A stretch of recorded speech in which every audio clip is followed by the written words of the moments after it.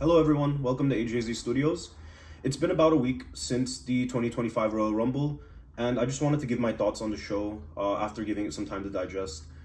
So to begin, the main event, Jey Uso has won the 2025 Men's Royal Rumble by last eliminating John Cena. And to be honest, my initial thoughts on this were of disappointment. I I didn't feel like Jey being in a world title match at WrestleMania in Vegas was on the cards. I just didn't think it was the time for it.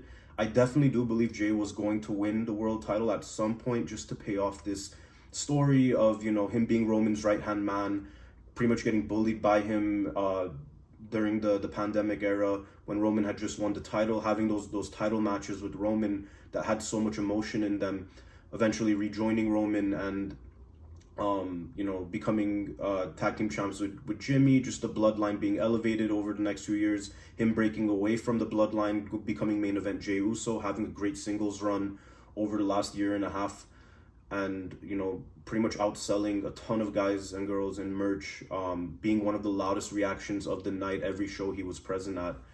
He was due for a world title win at some point. For it to happen at WrestleMania, I didn't expect it to be the case, but I understand why the WWE made that decision. And after giving it some time, after hearing his promo the Monday after on Raw, and it got me invested. I want to see him grow as a speaker, as a wrestler over the next few months, and just kind of help build this story with Gunther, who I do believe Gunther is going to be his opponent at WrestleMania. It only makes sense. It is kind of, I don't know why they did the Saturday night's main event match a week before the Rumble with Gunther going over clean on Jey. It just seems like, you're building up a WrestleMania main event. Why are you setting up a WrestleMania match for a match that literally just happened the week before the challenger had won the Royal Rumble to pretty much set up a rematch? I get it, like Drew and Seth had a few matches before the WrestleMania 40 world title match, and that match still ended up being great and stood out from the rest that had happened recently. But also given the situation that match was supposed to be Seth Rollins versus CM Punk, and they had to pivot from it due to Punk's tricep injury, and they made the best out of a pretty tough situation. Whereas right now it is clear that unless Jey winning the Rumble was a last minute decision that was set after the Saturday night's main event match, I don't know why they made that decision to have that world title match a week before, because you want to keep world title matches at WrestleMania fresh as much as you can. With that being said, after giving it some time, I'm hopeful that Gunther and Jey will build up a good story. They'll get me interested over the next few months, and that it will deliver as a match. I've made it no secret. I wasn't a fan of Jey versus Jimmy at WrestleMania 40. The match was not good in person. On TV, I heard it was just as bad, if not worse. I haven't even rewatched the match, to be honest. I will eventually, leading into WrestleMania season. But that match disappointed me. But Jey's run in the time since has been good. I've enjoyed his stuff, so I'm not gonna hold that last year's WrestleMania match against him, especially given the previous year, WrestleMania 39, when he did main event night one in the tag team title match with Jimmy against Sami and Kevin. That is one of my favorite matches I've seen in person, and just rewatching it on TV, it was also an excellent match. So he's capable of putting on a great match. Gunther, we know, is more than capable of putting on amazing matches, especially at WrestleMania. So I'm hopeful. I'm hopeful. My only thing is I don't want this to be the main event in the sense that it closes off either of the nights. I think you can comfortably place this into an opening slot on night 2, and it will heavily deliver, or just even in the mid-card situation on one of the nights. I don't think that's anything against Jey or Gunther. I think, there's still a story to tell with Punk getting a WrestleMania main event. And I don't know where they're going with that. I don't know if he's going to win the Elimination Chamber. Right now, as it stands, we have 2 qualified members for the Men's Chamber in Toronto. That'll be taking place in March. John Cena and CM Punk. I do think either of those guys will be the one to face Cody Rhodes at WrestleMania. It's hard to say who's going to be the one to go through. All I can really think of is Cena fails again at getting the world title match, and maybe there's different plans for Cena at WrestleMania. It might be a match with Randy Orton, just as like a good final WrestleMania match, and maybe that chase for the 17th title will come later on in the year, maybe throughout Money in the Bank season, SummerSlam time. I could see that happening as well. And I think, potentially, well, I'm expecting Rollins to be involved in the Chamber match. One thing that we may see potentially, because I'm of the mindset, in this scenario that Cena and Cody is not the match, and that Cena has other plans for WrestleMania, I would say Punk may have that favor come into play at the Chamber, the favor that he's asked of Paul Heyman. And what I think that may be is that, right, Cena may get eliminated early on in the Chamber match, like pretty shocking moment. So he's out of the match with Cody. And we reach a final two of Seth and Punk. And similarly to, if you guys recall, the 2010 Elimination Chamber match where Shawn Michaels pretty much busted out from under the chamber floor and came and took out Undertaker with the Sweet Chin Music for Jericho to win the title over Taker. And that led to their match at WrestleMania 26. I could see something where Punk's favor is Heyman convincing Roman to sneak into the Chamber, probably in a similar method, take out Seth, have Punk win the match. Punk goes on to face Cody Rhodes at WrestleMania 41 in the Night 2 main event. And we run with Seth versus Roman as just a big special attraction match, potentially the Night 1 main event. That could easily be a Night 1 main event. I would put it over Jey and Gunther, but even in the case that, Seth and Roman agree to take a backseat for Jey to have that closing match moment, I would not blame them for doing that. I think that would be a kind gesture on their part, but realistically, Seth and Roman would have priority over that Jey and Gunther world title match as a main event. So I think that is pretty much the direction we're going in, to be honest. Because a lot of people are speculating that we're gonna have a triple threat with Punk, Roman, and Seth. I can see that being the case, and that for sure should be a main event. If that's a Night 1 main event, Punk gets his main event. Don't know who wins the match, but you're kind of crossing off some check boxes there. I would be open to that, and I think it would be an excellent match. Don't get me wrong, but I think there is more to be had if you do just a one-on-one match between Seth and Roman at WrestleMania. Finally getting that right. You had Seth cash in Money in the Bank on Roman at 31. You had the tag team match at WrestleMania 40, but for them to just have a one-on-one match at WrestleMania would be pretty special, and I think it would definitely elevate the card a lot more, especially now that we're pretty much certain The Rock won't be involved at WrestleMania. We definitely should stack up on this card a lot. Also, given because they charge the heck out of fans for tickets to WrestleMania, this is the most expensive ticket I've ever spent money on in my life, and I want a great show out of it. Not everything needs to hit, not everything needs to be my favorite thing, but I want quality matches that warrant me spending the amount of money I did on my tickets. So, yeah. My predictions to win the Men's Royal Rumble, my top three were, 3 being Seth Rollins, 2 being John Cena, and 1 being CM Punk. Obviously, none of those guys had won. I was like, the scenario where Roman and Seth are interacting, I thought that was amazing. Punk eliminating both of them was a huge shocker to me at the same time. And then I'm just thinking, well, okay, that means Punk's going to win. But then you have Logan Paul eliminating Punk, and that shocked me. I did not expect that to happen. I'm hoping that's not Punk's plans for WrestleMania. I think that's a huge miss if they do Logan Paul versus CM Punk at WrestleMania. I'd rather save Logan Paul for a match with AJ Styles. I think that would be a solid match, and I think Punk really does deserve a better spot on the card than a Logan Paul match. Not to say AJ deserves... not to say that AJ having Logan Paul is a bad match. I think it's going to be an excellent match, but I don't think AJ's in the same position right now as Punk in terms of fan support, in terms of storytelling, and where Punk is right now in his goal of main eventing WrestleMania. That is a huge story. That's something that hasn't been paid off in over a decade, and his fans and all the fans, regardless if you're a CM Punk fan, you want to see Punk get that moment because he is one of the best of all time, and he deserves that for sure. So yeah, I thought the Men's Royal Rumble was a lot of fun. I thought everything, even the stuff with I Show Speed, I thought was hilarious. I was dying at that. Him getting RKO'd by Orton at WrestleMania in the Prime costume was just, I was laughing like crazy when I was watching that, and similarly for the Rumble, like he's an entertaining guy. Like I've watched his early content, like when he kind of became big through like FIFA and like EA FIFA, like video game videos, like Ultimate Team pack openings and like reactions, like stuff like that.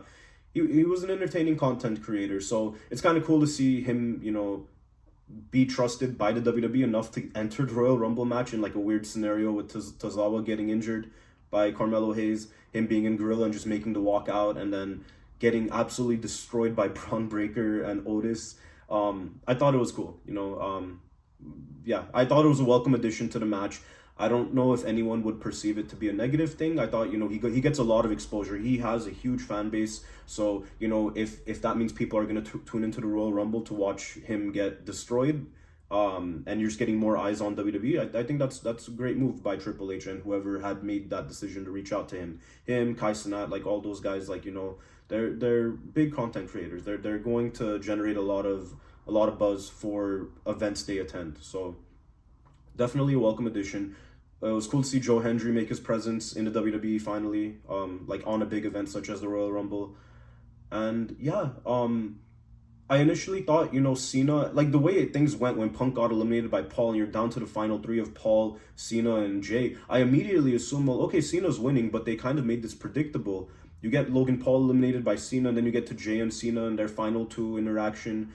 And this was the first time I was fully shocked from a Royal Rumble winner, to be honest, with Jey pushing Cena off the apron to get the win, because I thought it was guaranteed to be Cena at that point. I'd probably say like 2012 Royal Rumble comes to mind. I thought Jericho was guaranteed to win, and he was in the final two with Sheamus, and Sheamus had won it. But nothing to the extent of this, where Jey Uso, this is probably the biggest upset in Royal Rumble history, and it's a big moment for Jey, so I'm happy for him. It was definitely something where I didn't really accept as soon as it happened. I was kind of disappointed, but given time, I think he will tell a great story with Gunther, and I think the match will deliver. I'm hopeful the match will deliver. I'm going to give them both, a ton of trust. I'm spending a lot of money to be at this show. This is going to be a big match, so please, Gunther, Jey, do your thing. I think you guys will tell a great story and put on a great match. So yeah, the Royal Rumble itself was a fun show. I thought Cody and Kevin Owens put on an excellent ladder match, probably one of the best singles ladder matches we've seen on WWE, possibly all time. Just great match. Loved the ending with, Sami coming in to check on Owens and Cody just going, crazy with like the Alabama slam through the ladder. That was a hard landing for Owens. And the way things are kind of shaping up is kind of what I expected, because the way Owens wanted Sami to help him win the match, but then, Sami comes out because he's just concerned for Owens. He's getting, incredibly hurt during this match. So in the final spot of the match, you have Sami just like next to Owens, making sure he gets like medical attention, like things like that. But he's openly looking at Cody going up and getting the title. And that's why I think Owens had attacked him on Raw, was that, all that trust he put into Sami, he doesn't want Sami to look after his well-being. He wanted Sami to help him win that match and to become WWE champion. And that's why I think Owens came out and attacked Sami on Raw, and that's going to be the story for them. I don't know if it's just going to be settled at Elimination Chamber. I could see that being a match there because they're in Toronto. They're both Canadians. It would be a pretty big scale match to do it there, but I would love to see that at WrestleMania too. I think Owens and Sami, they had a WrestleMania match in 2021. I think this would deliver much more, just because both guys, from a character standpoint, are in a much better place than they were back then.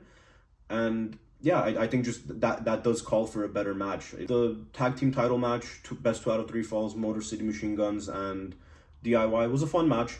I enjoyed it.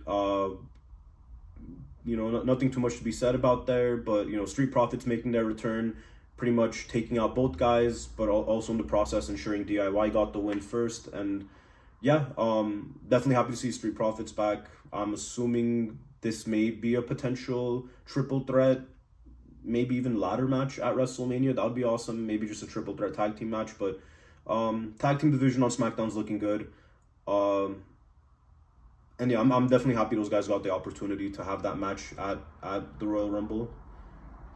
And yeah, and then a women's Royal Rumble match. I thought it was enjoyable. Loved seeing Nikki Bella back. Loved seeing Alexa Bliss back. Um, it was kind of interesting because it didn't seem like there was an elimination in the women's Rumble for the first third of it, I believe, which was, you know, the ring was just stacking up. So yeah, it was overall an enjoyable Royal Rumble match. So my pick to win the match did end up winning. My three picks to win it were Bianca Belair being the number 3 spot, Io Sky being number 2, and Charlotte Flair being number 1. And yeah, Charlotte Flair ended up winning the Royal Rumble. I was kind of, you know, with the ending, or near the ending, Nia Jax had a spot where she eliminated a huge chunk of the crowd, and you know, like Io got eliminated there, Bianca got eliminated there. So the final three ends up being Nia Jax, Roxanne Perez, and Charlotte. And the same way I had initially thought, you know, Cena in his final three setup with Jey and Logan Paul, he was a guaranteed win. I was kind of that same mindset. Well, okay, I thought Io and Charlotte or Bianca and Charlotte would have been the final two, and that would have made for a more, you know, captivating ending to the match, because it could have really been any one of those three to win it. From at least what I was feeling at the moment. But at the same time, it was nice to have Roxanne Perez get that moment in the final two of the Rumble, getting, I believe, the record for most time in a women's Royal Rumble match, which was really special for someone who hasn't even debuted on the main roster. Like, that's a pretty big accolade to give her. And, you know, I'm happy she got that moment. I didn't think at any point she was going to win it, even in the final two. So maybe that kind of eliminates the like, you know, the suspense of the moment. But also, it does a lot for her, you know, once she is actually officially on the main roster, to, you know, bring that up, to kind of already have a, you know, presence amongst the fans that watched the Royal Rumble, that saw her and saw that performance. I think that'll do a lot for her in the long run. So I don't blame the WWE for going in that direction. So yeah, really excited to see where the road to WrestleMania goes. I'm very hopeful Punk wins the Elimination Chamber. I want to see Punk versus Cody at this point. I would even love to see Punk versus Cody versus Cena. I don't think that would be a bad match. I just don't know how you get there. I don't know how, if Cena were to win the Elimination Chamber, how Punk would get into that match. It seems like if there's a favor to be provided by Heyman, it would involve Roman in some way. So whether it's Punk getting a main event match against Roman, whether it's Roman helping Punk win the Chamber by eliminating Seth, and they can branch off into their own WrestleMania feuds at that point. That's what I can see happening. But I'm not opposed to Punk and Cena being involved in a match together at WrestleMania. That would be special too. So again, like, it's kind of like, you know, Raw on Netflix debut at Intuit Dome. I thought we were going to have a lot of answers for the direction of WrestleMania. Didn't really get much. Royal Rumble, we're kind of getting, you know, more ideas. We have the Royal Rumble winners. We have the potential opponents they're going to go after, right? We have, you know, Charlotte, I'm assuming, is going to go after Tiffany Stratton. I think that would be an awesome match and a build-up to, you know, Rhea versus Charlotte would have been excellent too, but we just got that 2 years ago, and I don't think you're ever going to top that WrestleMania 39 match. So Charlotte versus Tiffany is the way to go. Jey versus Gunther, I believe, is the way to go, unless they really want to go all out and do Jey versus Cody, but I don't think that'll be the case.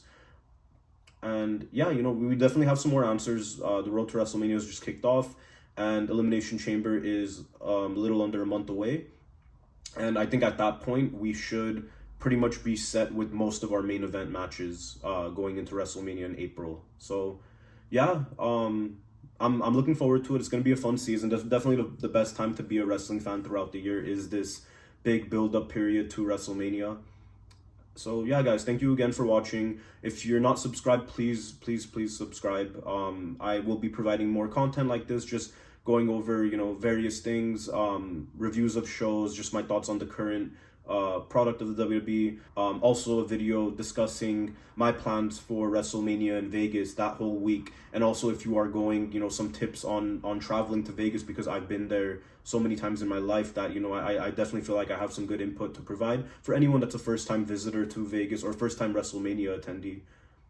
So yeah, guys, again, please feel free to share this video and just you know, share the channel. Please like this video. Please leave your comments on any thoughts on the Rumble or WrestleMania season. And yeah, guys, thank you again for watching, and have a great day.